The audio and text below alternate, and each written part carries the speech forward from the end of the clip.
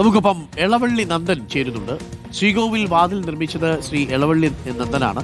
നമസ്കാരം ശ്രീ നന്ദൻ.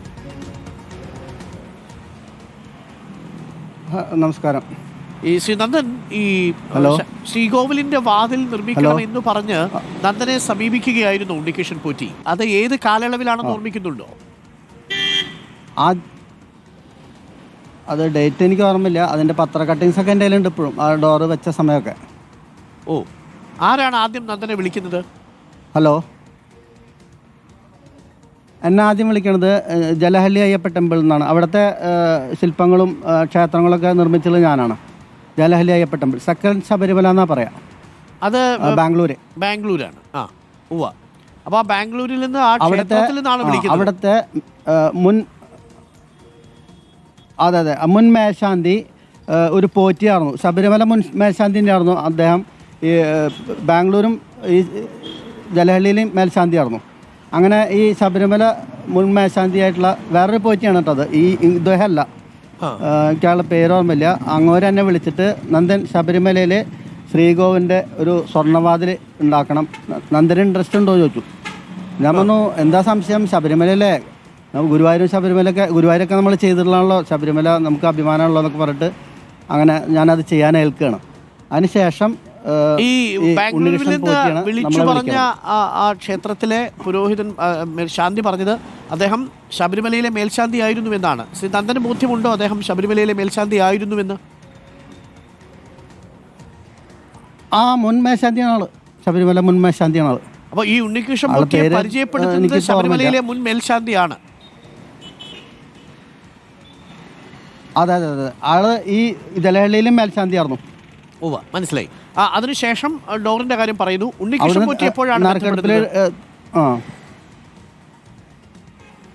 ഈ ആള് വിളിച്ചതിന് ശേഷം ഞാൻ ചെയ്യാന്ന് ഏറ്റുമല്ലോ. അതിനുശേഷം അപ്പോൾ വിളിച്ച് പരിചയപ്പെടുത്തുന്നത് എങ്ങനെയാണ്? കാലഘട്ടം നമ്മൾ ഈ സ്ത്രീപ്രവേശനത്തിന് ഇങ്ങനെയാണ്. ഇങ്ങനെ ഞാൻ ഈ ജലഹല്ലി അയ്യപ്പ ക്ഷേത്രത്തിലെ ദാരുശില്പങ്ങളൊക്കെ ചെയ്തുള്ളത് ഞാനാണല്ലോ. അങ്ങനെയാണ് എന്നെ പരിചയം ഈ പഴയ പോറ്റിക്ക്. ഓക്കെ. അല്ല, ഈ ഉണ്ണികൃഷ്ണൻ പോറ്റി എങ്ങനെയാണ് വിളിച്ച് പരിചയപ്പെടുത്തിയത്? അങ്ങനെ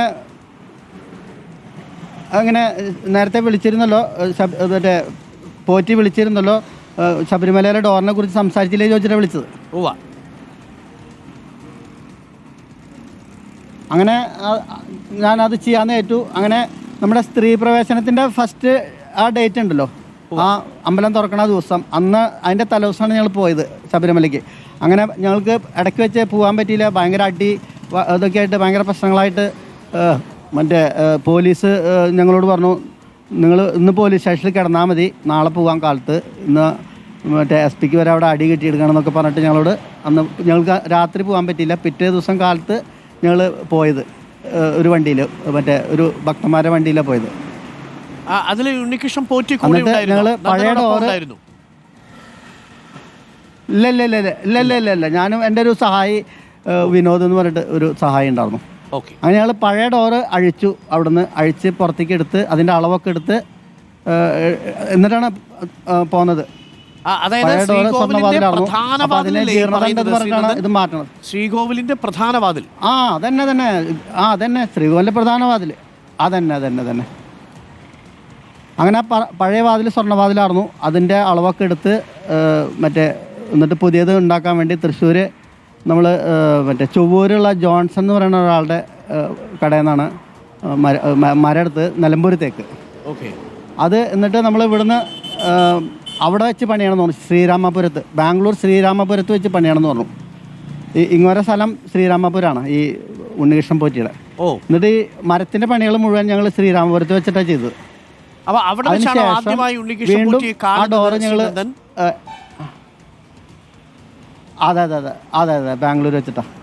അപ്പോൾ ഇവിടെ നിന്ന് തടിയും വാങ്ങി ബാംഗ്ലൂരുവിലേക്ക് പോയി. ശ്രീരാമപുരം അമ്പലത്തിൽ വെച്ചിട്ടാണ്. ബാംഗ്ലൂരുവിൽ വെച്ച് ഇത് ചെയ്യണം എന്ന് പറയാൻ കാരണം എന്താവും? അതെനിക്കറിയില്ല. ആള് ആ അമ്പലത്തിൻ്റെ അവിടെ നിന്ന് കൊണ്ടുപോകാനായിരിക്കാം, അതോ ഇനി